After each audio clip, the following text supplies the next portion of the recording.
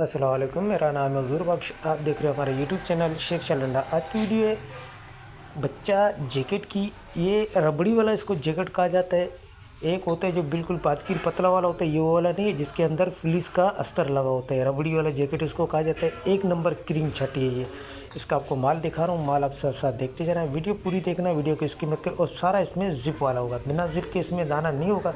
सारे जिप वाले, अगर 100 में 1 से 2 दाने आ जाए वो अलग बात है, वरना इसमें सारे जिप वाले आते हैं। टोपी और गोल गला दोनों मिक्स होगा।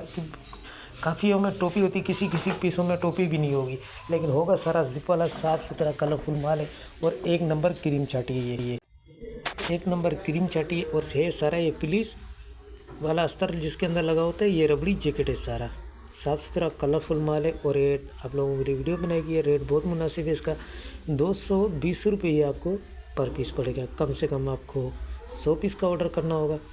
तो ये बच्चा जैकेट की काफ़ी डिमांड होती है। और ये रबड़ी वाला होता है, इसके अंदर सबके अंदर फिलिस का अस्तर लगा होता है। पेमेंट हमारी एडवांस है। जीएस कैश, इजी पैसा, मिज़ान बैंक के थ्रू डिलीवरी चार्जेस आपके होते हैं। चाहे यहाँ से माड़ीपुरा डे के हों, चाहे माड़ीपुरा डे से आपके अपने शहर के, दोनों आपको पे करने होते हैं।